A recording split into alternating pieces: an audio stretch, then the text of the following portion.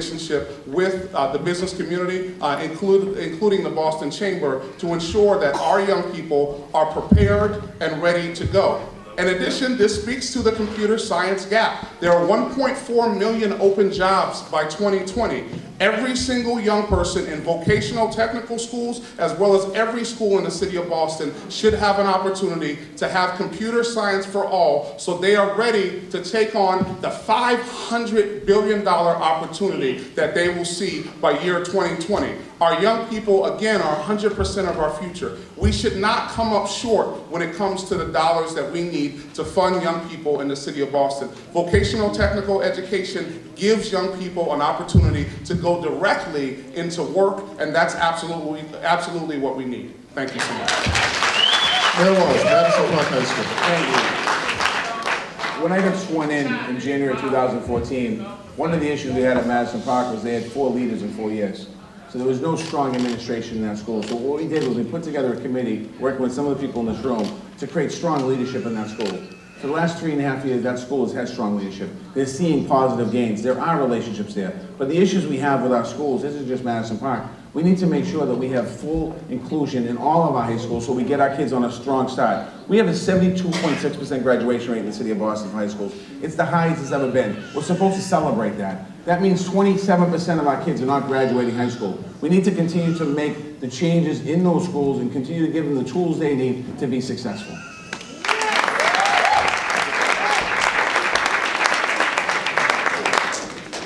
I'm going to move on to the subject of race and diversity. And my first question has to do with economics, and it goes to Councilor Jackson. Boston is in the midst of a historic economic boom. There are construction cranes all over town, and yet Black Boston has seen relatively little economic benefit from this. Why do Black residents of the city continue to be virtually shut out of economic progress? And what, as mayor, would you do about it? Honestly, the reason why I'm running is specifically because of this issue. The neighborhoods and communities that put Mayor Walsh in office, 40% of his votes came from communities of color. And those neighborhoods have not been well served under this administration. We are walking by, and as noted, we're doing record amounts of construction in the city of Boston. And there are construction sites that do not hit the Boston residents' job policy, and in fact are not helping people in the city of Boston move up. And let me give you an example of something that I've done. I worked with Urbanica, and they're building a hotel on the corner of Washington Street and Melnia Cass. I held that project up for a year, and it was with some of my friends and powerful people. I was able to negotiate $18 an hour for every person who works on that job site. I was able to negotiate 51% resident, 51% people of color, and 15% women. And if you look at that job site right now, it is one of the most colorful and beautiful job sites that we've seen in the city of Boston. We have not enforce the Boston residents' job policy. We have not had a mayor that has actually done that, and as mayor, I will make sure that that is the case. In addition, procurement is an issue. We want to make sure that procurement is not only an issue at the city level. As mayor of the city of Boston, I will create an anchor institution procurement office to make sure that colleges, universities, and hospitals actually do business with businesses owned by people of color, women, veterans, and local businesses in the city of Boston. I did it at Northeastern, and I will do it again as mayor of the city of Boston.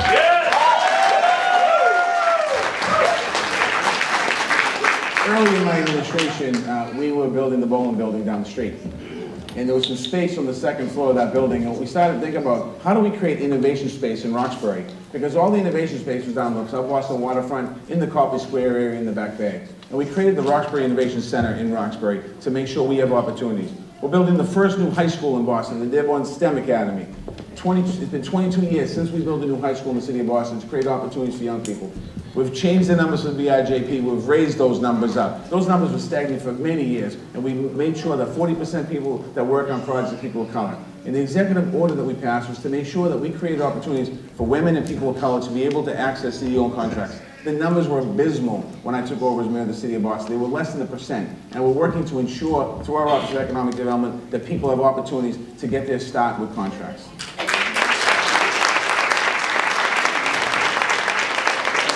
Mayor Walsh, Boston has become has long been now a majority-minority city. No such thing. Hold on. Do you think that is translated into political power in City Hall and the State House? Does Black Boston have the power it should have in the halls of government, including in your administration? Well, first of all, with government, I think in the last 5 years, certainly we've seen a change. We've seen a lot of leaders come out of the black community, communities of color, all across the city of Boston. We have great leaders. Some are here tonight. Linda Docina-Fori, we have Evandro Cavallo, we have Russell Holmes, and other folks at the State House. China Tayla from this district right here. We're working here. On the city council, certainly we have more representation of people of color than any other period in the history of our city. And we need to continue to do that. I think you can't hope with the hopes of Deval Patrick and President Obama say, okay, we finally got a person of color president, a person of color the governor. You can't do that. We need to build up the ranks throughout government. When you look at my administration, the cabinet of my administration is 50% people of color. But when I was running for mayor 4 years ago, one of the biggest challenges that we heard on this stage, in every stage, was that people of color didn't have opportunities for economic development. And would you put somebody in charge of that that's a person of color? And John Barrows is leading that job, and if you look at the staff that works under John Barrows, it's a very diverse cabinet, and it's something that we want to continue to do to send very positive messages and continue to build wealth and continue to come. Now in saying that, we have to continue to do this every single day.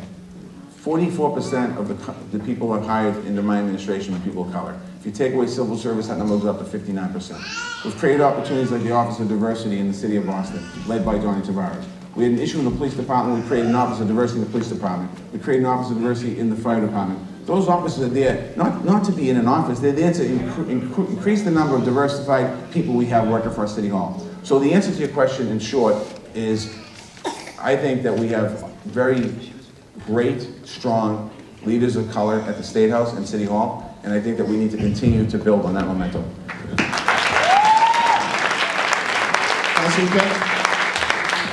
On Tuesday, November 7th, we have a great opportunity to ensure that there was power for people of color in the city of Boston. We have not seen the change that we need to see in the city of Boston, and I would note that there are probably more people of color who have been hired in the past 8 months that have been hired than have been hired in the first 3.5 years in this administration. I would also note that there is not transparency in the numbers in the city of Boston right now. We used to, as a city council, get diversity numbers, but under this administration, we have not seen that transparency. And yes, there is an issue with the police department when you have an officer who makes a racist tape and they are still on the police department. That is absolutely unacceptable. And we want to make sure that in the city of Boston that there are not people who serve the city who are not working with the city in mind. In terms of housing, Boston is one of the most segregated major cities in the United States. What should be done, Councilor Jackson, to address housing segregation in the city of Boston? What should be done in the city of Boston to address housing segregation is to ensure that when we say affordable housing, because right now affordable housing is kind of like that word love, it means different things to different people. So when we say affordable housing, that we mean affordable housing. 50% of people in Boston make $35,000 or less. Yet under the mayor's office right now, 87% of the housing that is being built for the top 20%. And most of the people, that means about $100,000 or more. We are not building housing for the people who actually live in the city of Boston. As mayor, I will use public land for public good. If you're coming to us, like on parcel 3, you would have to do one third would have to be low income, 1/3 would have to be middle income, and 1/3 would have to be at market rate. We are not using the diversity that we should have in Roxbury, Dorchester, Mattapan. In addition, I think it's really critical that we ensure that developers across the city are required to do more in terms of building of not only affordable housing in apartments, but also required to do more in building affordable housing that people actually own. As noted before, I will work with GBIO to create 1,000 units of affordable housing that people actually own, because that's how we build wealth, that's how we build equity, and that's how we lift up neighborhoods and communities in the city of Boston. Let me just, first of all, later on tonight when you go home, please go to cityofboston.gov and you'll see a dashboard that has a diversity dashboard that tells you all the people that work in the city of Boston, the demographic breakdown. That's pretty fantastic.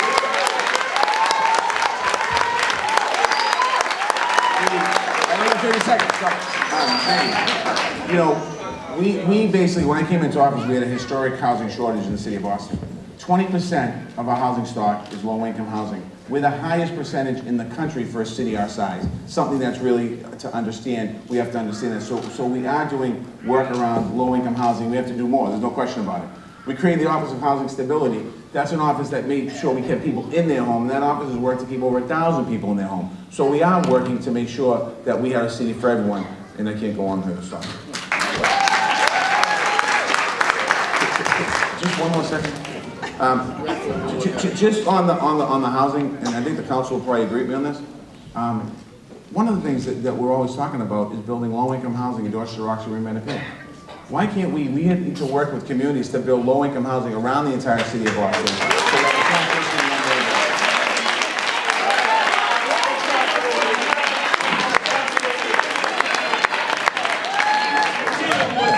I guess the one other piece that I would note is that when we speak about actually building housing, when you look at like the Millennium Tower downtown, I wouldn't actually consider real housing, because only 20% of the people in the Millennium Tower downtown actually take advantage of something that says that they live in the building. And so we know that the ownership that is occurring at the Millennium Tower, which is nearly 500 units. Most of the people who have purchased it are investors. Most of the people who have purchased it are foreign investors, and they are not actually providing access to people in the city of Boston. Who can afford $4,500 rents? Rents are going way too high in the city of Boston, and we know that we are in a city of Boston that is pushing people out at the fastest rates possible, and as mayor of the city of Boston, I will address this issue way better than we've addressed it thus far. And the last question before we go to our closing statements. Mayor Walsh, for decades, Boston has grappled with a reputation for being an unwelcoming city for people of color, if not downright racist. Is that reputation still deserved? We're going to let the candidates answer. I have been very outspoken in this issue of race.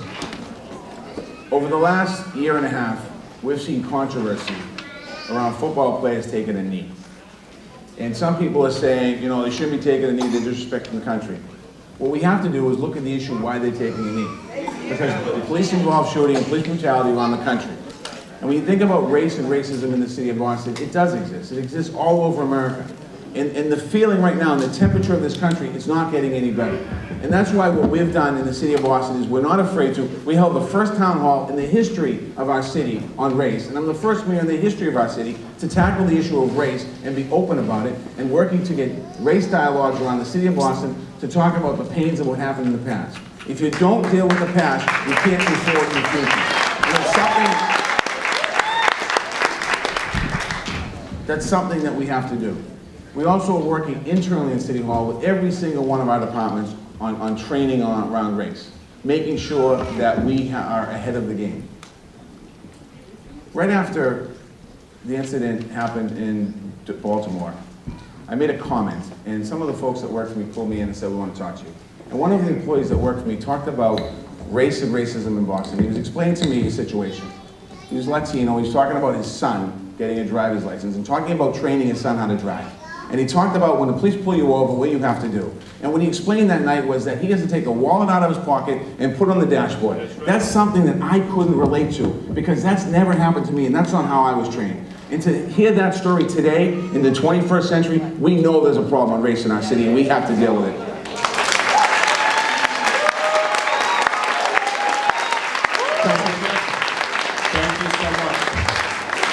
Sadly, this is an area that Mayor Walsh has failed to lead on. When black students at Boston Latin School, had an issue, I went to Mayor Walsh and brought that issue to him. And he actually punted on that issue and punted, and there was a crisis, and he didn't deal with that issue. And I stood up for those young people, and I will continue to stand up for the young people in the city of Boston.